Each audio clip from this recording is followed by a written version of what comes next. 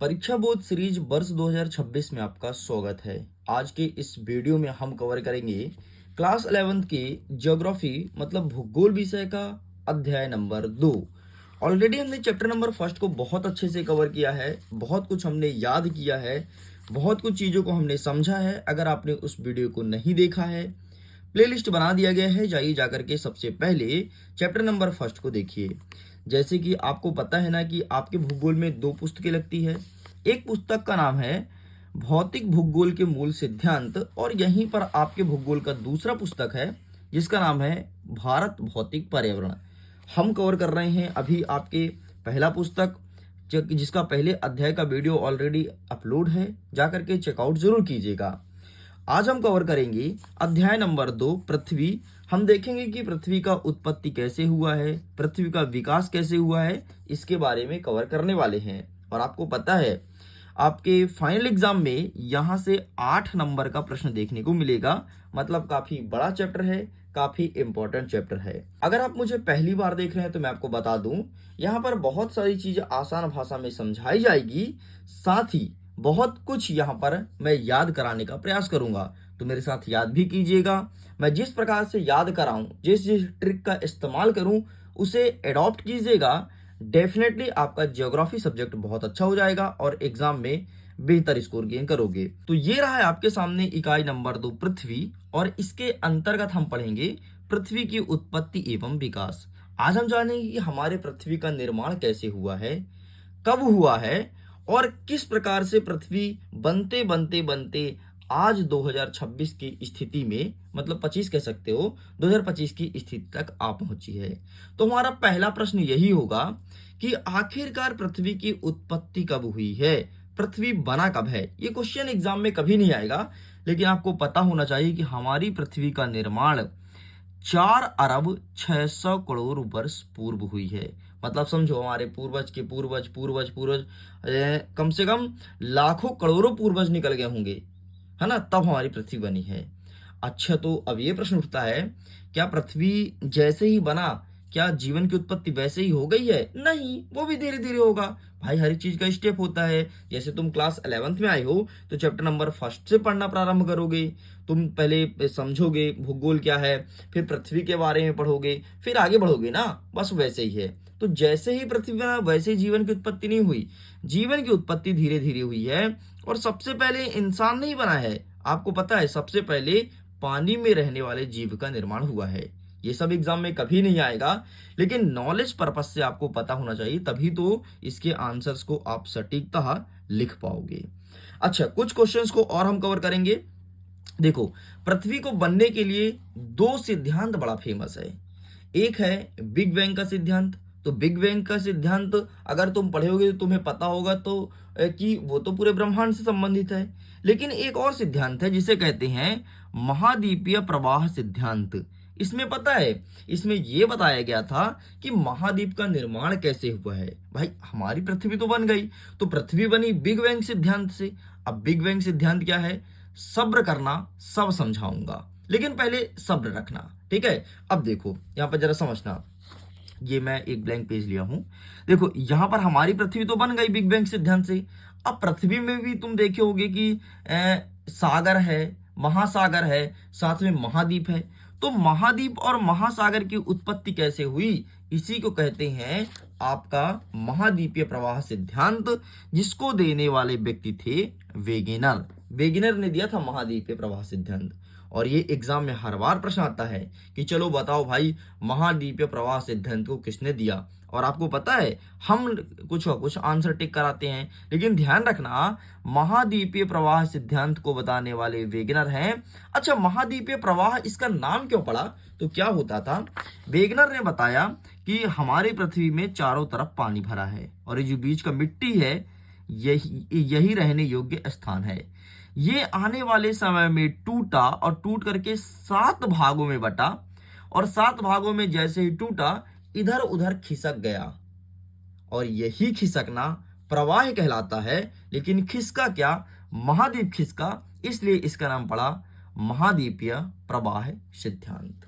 बस इतना सा लॉजिक है और कुछ नहीं है। हम आगे डिटेल में डिस्कस करेंगे, अभी हम ऊपर ऊपर, अभी केवल हम क्या कर रहे हैं, सफाई कर रहे हैं। फिर सफाई करने के बाद हम गड्ढे की खुदाई स्टार्ट करेंगे। सब्र करना, सब कुछ हो जाएगा और बहुत अच्छे से होगा।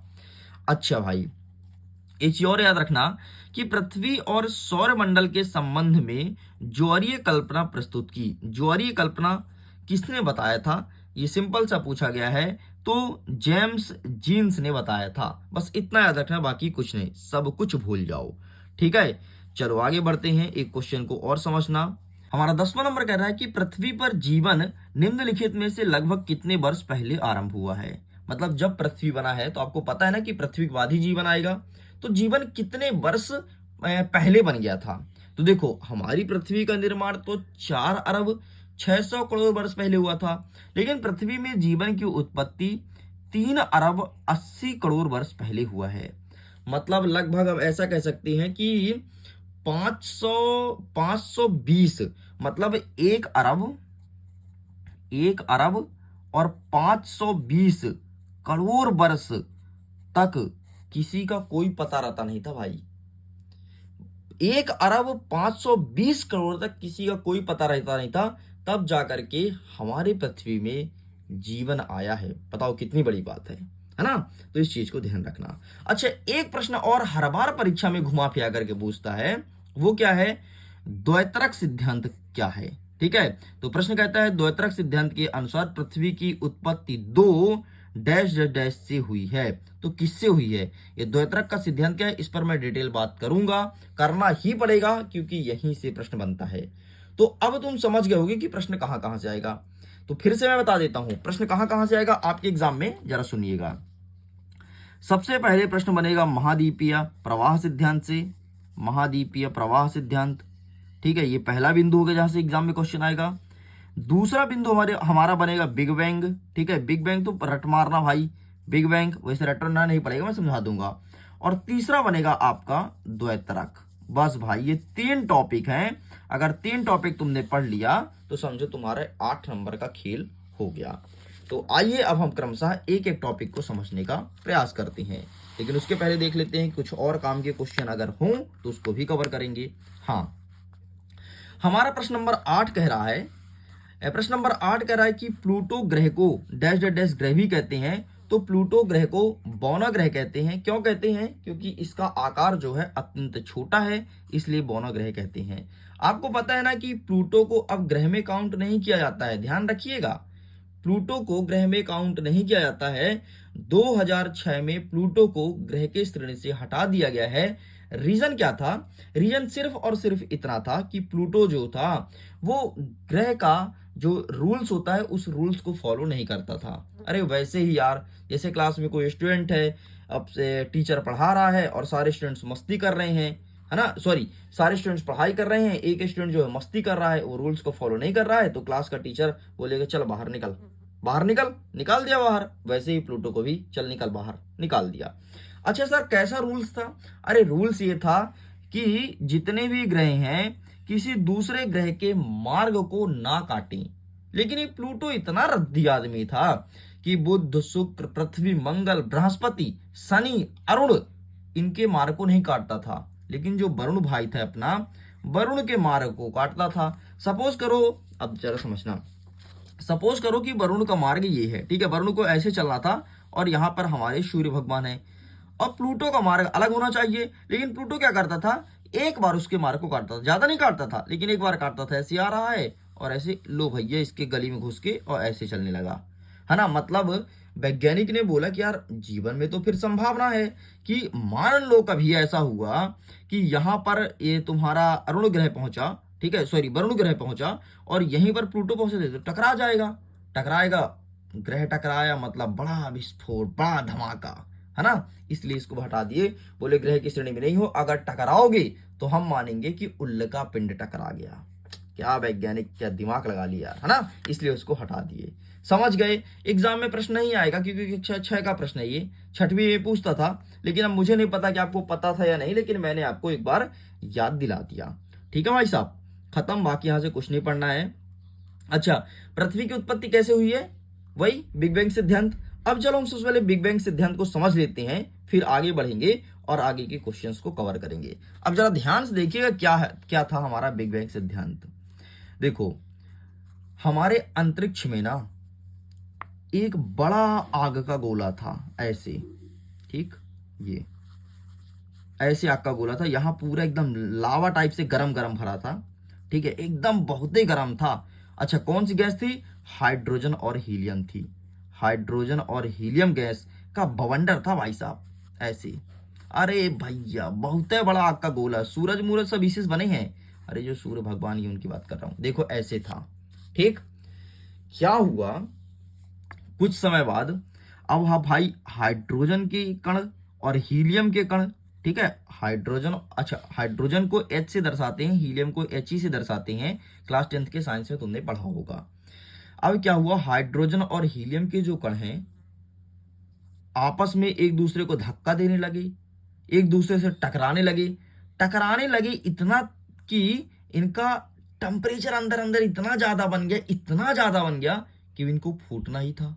ठीक वैसे तुम्हारे गुस्सा की तरह है ना, जब तुम्हें कोई गुस्सा देता है तुम शांत रहते हो, लेकिन जब तुम्हारा इतना गुस्सा बढ़ जाता है कि अब तुम्हें चिल्लाना पड़ता है और चिल्लाने लगते हो, ये मैं ऐसा कर दूंगा वैसा कर दूंगा ना, तो बस ठीक वैसे ही हुआ।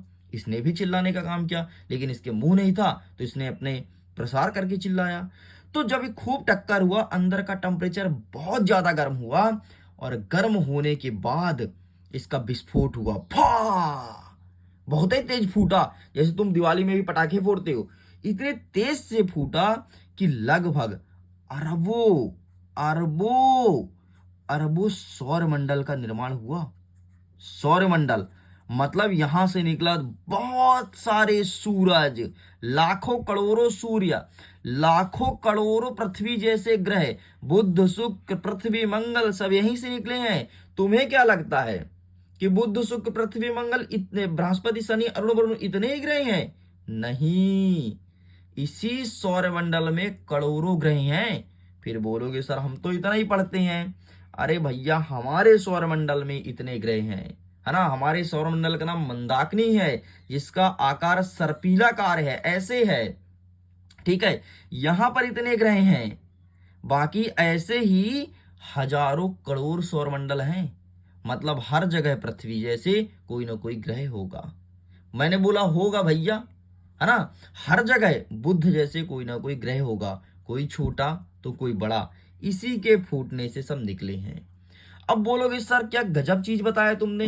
एक बात बताओ सर, चलो इसी से फूटता है तो सूरज भी तो यहीं से निकला है ना। अभी आपने बोला ये देखो ये चित्रण आए थे, मैं बोला हाँ यार मैंने बोला है। बोलोगे सर ग्रह भी यहीं से निकला, आपने बोला, तो फिर सूरज गर्म क्यों है सर, बताओ बताओ बताओ।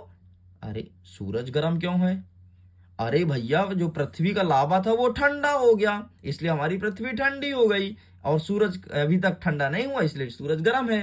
तुम्हें क्या लगता है सूरज बहुत लंबे समय तक चलेगा? नहीं, सूरज की भी उम्र है, और 4000 करोड़ वर्ष में सूरज खत्म हो जाएगा। और तुम्हें पता है इसी सूरज की रोशनी से एक नया सूर्य भी तैयार हो रहा है, और वो सूर्य फिर काम करेगा, और ये सूरज धीरे धीरे लुप्त हो जाएगा। तुम्हें एक चीज मैं बता देता हूं, तुम्हें जान करके बड़ा आश्चर्य होगा कि सूरज से हर सेकंड में करोड़ों डिग्री सेल्सियस का तापमान घटते जाता है। क्यों? क्योंकि निकल निकल के अदर अदर ग्रह में सब जगह जाता है, तो करोड़ों डिग्री सेल्सियस का तापमान घटते जाता है, लेकिन फिर भी सूरज पर कोई प्रभाव नहीं पड़ता। अब सोच लो कितना गर्म होगा सूरज। अच्छा, सूरज कैसे बना सर? ये भी हाइड्रोजन और हीलियम के आग का गोला है, ठीक है। यहाँ कोई नहीं जा सकता, जो भी जाएगा जल जाएगा, इसका अध्ययन कोई नहीं कर सकता। और तुम्हें पता है सूरज के हम बाहरी भाग से ही प्रकाश ले पाते हैं, बाहरी भाग से एकदम। इसका तापमान होता है 6000 डिग्री सेल्सियस। अंदर का जिस दिन हमें आग मिल जाएगा ना, जल की राख हो जाएंगे भाई। 6000 डिग्री सेल्सियस में हम जल जाते हैं, बोलते हैं हाय गर्मी, कितनी गर्मी है यार, कूलर चलाओ, एसी चलाओ, पंखा चलाओ, इतने में हमारा ये कंडीशन हो रहा है। और यहाँ का जिस दिन टेम्परेचर ले लेंगे ना इसके कॉर्निया वाले भाग का, तो समझो कि तबाह है भाई, सब खत्म हो जाएगा। तो ये था तुम्हारा बिग बैंग सिद्धांत, समझ गए? अब तुम थोड़ी थोड़ी समझ गए होगे। अब इसे मैं थोड़ी किताब में जो लिखा है वो समझा देता हूं, फिर देखना तुम्हारे दिमाग में छप जाएगा। तो आइए देखते हैं बिग बैंग सिद्धांत। मैं तुम्हें महाद्वीपीय प्रवाह सिद्धांत भी समझाऊंगा, पहले बिग बैंग को हम खत्म कर लेते हैं। सबसे पहले देखो, बिग बैंग सिद्धांत का विस्तार का वर्णन कीजिए। मध्य प्रदेश 2022 के पेपर में ये पूछा गया प्रश्न है। एनसीईआरटी से फेवर करता है और स्वयं मैं खुद फेवर करता हूं, क्योंकि बहुत ज्यादा चांसेस है, लगभग 99.98% चांसेस है कि हमारी इस बार के एग्जाम में देखने को मिलेगा। तो चलो भाई समझ। प्रारंभ में वे सभी पदार्थ जिनसे ब्रह्मांड बना है अति छोटे गोलक के रूप में एक ही स्थान पर स्थित थे। इसका आयतन अत्यंत सूक्ष्म था और तापमान तथा घनत्व तो अनंत था, है ना। मतलब इसका जो आकार था काफी बड़ा तो नहीं था, लेकिन इसका टेम्परेचर बहुत ज्यादा था, जैसे कि मैंने तुम्हें बताया था कि इसका तापमान बहुत ज्यादा है। ठीक, तो इस प्रकार से पहला पॉइंट तुम्हें लिख देना है। दूसरा पॉइंट के लिए क्या लिखोगे? बिग बैंग की प्रक्रिया में इस अति छोटे गोलक में भीषण विस्फोट हुआ। वही मैंने बताया ना कि फूटा था, भा, है ना। और ये घटना आज की नहीं है, 13.7 अरब वर्ष पहले की है ना। तभी जाकर के पृथ्वी का निर्माण हुआ था। अच्छा, पृथ्वी का निर्माण तुरंत नहीं हो गया था, ये भी ध्यान रखना, तुरंत नहीं हुआ था। फूटा, फिर लावा ठंडा हुआ, तब जाकर के पृथ्वी बनी है। विस्तार के कारण कुछ ऊर्जा पदार्थ में परिवर्तित हो गया। विस्फोट के 3 मिनट के भीतर प्रथम परमाणु का सृजन हुआ, और जैसे ही विस्फोट हुआ तो पहला परमाणु बना था 3 मिनट के अंदर, है ना। विस्फोट हुआ कि 3 मिनट के बाद पहले परमाणु का निर्माण हो गया था। और हमारा अंतिम तीसरा पॉइंट कह रहा है कि बिग बैंग के कारण ही परमाणुीय पदार्थ का निर्माण हुआ, ब्रह्मांड पारदर्शी हो गया, और तब से हम ब्रह्मांड को देखने लगे और ब्रह्मांड हमें दिखाई देने लगा। अच्छा, एक कुछ काम की बातें लिखा है। हायल ने इसका विकल्प स्थिर अवस्था संकल्पना के नाम से प्रस्तुत किया है। अच्छा, ये हायल नाम का एक साइंटिस्ट आया है और बोला भाई ये तो घायल हो गया, और बोला कि स्थिर अवस्था संकल्पना है ये, है ना। स्थिर अवस्था संकल्पना मतलब पहले स्थिर था लेकिन अब अवस्था में चेंज हो गया है, बदल गया है। तो बिग बैंग का ही दूसरा नाम है स्थिर अवस्था संकल्पना। हो सकता है इस बार आपके एग्जाम में पूछ ले कि स्थिर अवस्था संकल्पना क्या है, तो कंफ्यूज मत होना कि सर आपने तो हमें इसे पढ़ाया नहीं था, या तो स्कूल के टीचर ने हमें इसे नहीं पढ़ाया था। याद रखना, स्थिर अवस्था संकल्पना बिग बैंग सिद्धांत को ही कहते हैं, बस इतना आपको ध्यान रखना है। चलो भाई, एक चीज और समझ लेते हैं, बहुत छोटा सा है लेकिन बड़ा काम का चीज है। वो क्या है? महाद्वीपीय प्रवाह सिद्धांत। आओ समझते हैं। अब देखो, पृथ्वी तुमने फोड़ फाड़ दिया, पृथ्वी बन गया। पृथ्वी बनने के बाद क्या हुआ? पृथ्वी बनने के बाद ये रही हमारी पृथ्वी, ठीक, ये रही पृथ्वी। अब मैं आकार एकदम गोलाकार नहीं बनाया हूं, तो परेशान मत होना कि सर गोला नहीं बनाए हैं सर, क्या सीन है ना। ठीक है यार, समझ जाना, ठीक है। वैसे ये गोलाकार होगा, लेकिन गोलाकार भी नहीं होता, पृथ्वी का आकार तो अंडाकार है, और 23 सही 1/2 अंश में तो झुका हुआ भी है, ठीक है। अब देख, ये मेरी पृथ्वी हो गई। पृथ्वी के बीच में एक महाद्वीप था भाई, बहुत साल पहले की बात है। इसमें भी प्लेट हैं, इसमें 7 प्लेटें हैं, है ना।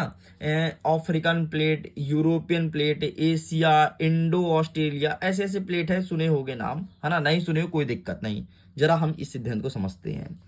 अब यहां पर भरा है पानी भाई साहब, चारों तरफ पानी भरा है और बीच में आपका है महाद्वीप। जहां पर पानी भरा है उसे कहते हैं पैंथालासा, पढ़े हो, इसे कहते हैं पेंजियन, ठीक है। इसे कहते हैं पैंथालासा, इसे कहते हैं पेंजियन। क्या हुआ कि कुछ समय बाद इसमें चटकन हुआ, दरार हुआ, यहां से ये टूटा, और यहां से ये टूटा 3 भाग में, और ये टूटा 4 भाग में। ये भाई इस तरह टूटा, ठीक। ये टूटने के बाद हमारा नेक्स्ट स्टेप क्या हुआ? ये अलग जाने लगा भाई, दूर दूर। ये देखो, ये 3 अलग चला गया और ये 4 अलग चला गया, देखो दूर हुआ। और जो बीच में पानी भरा इसे कहते हैं टैथिस सागर, और यहीं से तुम्हारे माउंट एवरेस्ट की उत्पत्ति हुई है, माउंट एवरेस्ट पर्वत की, है ना। अब माउंट एवरेस्ट का नाम तो सुने हो ना, भारत देश की सबसे ऊंची चोटी, विश्व की सबसे ऊंची चोटी। भारत में तो वैसे है नहीं, ये नेपाल में है, लेकिन विश्व की सबसे ऊंची चोटी माउंट एवरेस्ट है। 8,848.96 मीटर है एग्जैक्ट। पता है तुमको, माउंट एवरेस्ट की ऊंचाई लगातार दिनों दिन बढ़ती जा रही है। कारण क्या है? क्योंकि नवीन बलित पर्वत है ना। अब देखो यार, जब पर्वत हम पढ़ाएंगे ना तो फिर डिटेल में बात करेंगे, अभी इसको यहीं पर रोकते हैं, ठीक है। इस प्रकार से टूटा। लेकिन आज जो तुम देखते हो कि अरे यार सर ये तो ये भी अलग अलग स्थित हो गया, हाँ यही आगे चल करके ये तुम्हारा एशिया बना, ये अफ्रीका बना, ये तुम्हारा उत्तर अमेरिका बना, ये बना दक्षिण अमेरिका, सॉरी इससे मैंने अफ्रीका बोल दिया था क्या भाई, ये एशिया है, ये यूरोप है, Africa I am really so sorry, गलती से निकल गया था।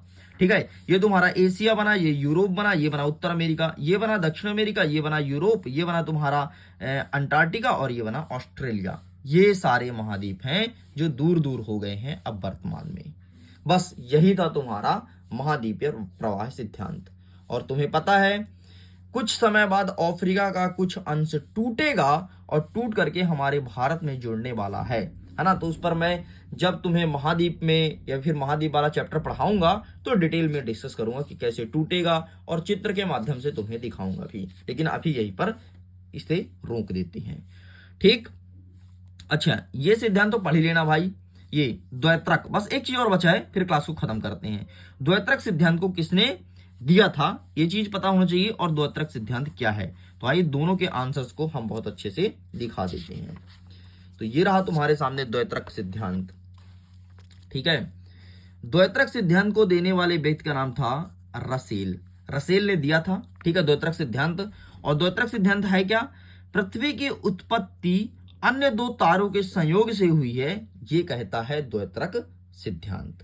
अच्छा भाई ये देखो 20वां नंबर का प्रश्न देखो, डायल ने स्थिर अवस्था संकल्पना प्रस्तुत किया, इसका आंसर क्या, सॉरी सॉरी सॉरी यहां पर कोई दूसरा प्रश्न था क्या, हाँ ये पूछता है कि स्थिर अवस्था संकल्पना का नाम किसने प्रस्तुत किया था, तो किसने किया था, डायल ने दिया था। अच्छा इसी को अन्य किस नाम जानते हैं, तो इसी को अन्य नाम है या फिर इसका अन्य नाम है बिग बैंग सिद्धांत। ठीक है बस भाई, तो आइए देखते हैं रासेल का द्वितीय परिकल्पना और खत्म करते हैं अपने क्लास को।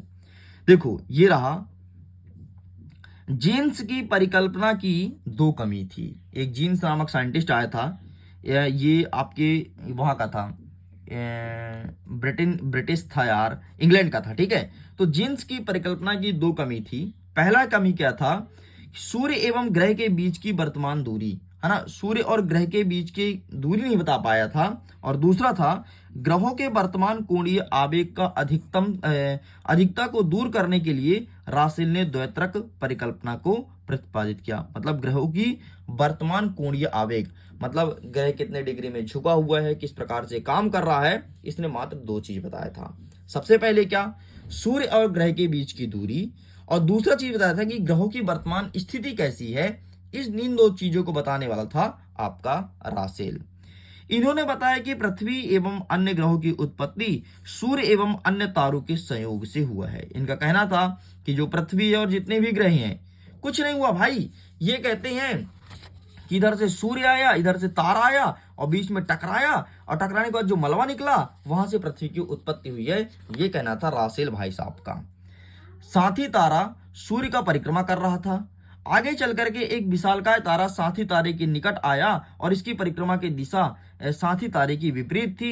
विशालकाय तारा साथी तारे के निकटतम दूरी पर आया और इसके आकर्षण शक्ति के प्रभाव से साथी तारे में कुछ पदार्थ अलग होकर के विशालकाय तारों की दिशा में घूमने लगा। आगे चल करके इन पदार्थों से ग्रह का निर्माण हुआ। रासेल ने बताया कि प्रारंभ में ग्रह एक दूसरे के निकट थे तथा ये आपसी आकर्षण के कारण ग्रह के पदार्थ निकल के उपग्रह बने हैं। अब जरा समझना इनका क्या कहना है। ठीक है, वैसे इनका सिद्धांत फेल हो गया है लेकिन पढ़ना तो पड़ेगा।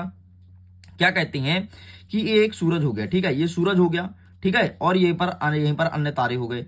अन्य तारे घूम रहे हैं, लेकिन ऐसा इतना ताकत था सूरज में खींचने के लिए कि तारे को ना खींचे, लेकिन तारे का कुछ अंश टूट गया और टूट करके खींच के चले आए और वो भी घूमने लगे और वो बन गए ग्रह। अब जो ग्रह था वो पहले बहुत बड़ा था और ग्रह टूटा और ग्रह टूट करके बन गया उपग्रह। बस ये इनका कहना था रासेल का। एक दो बार पढ़ लेना तुम्हारा काम हो जाएगा।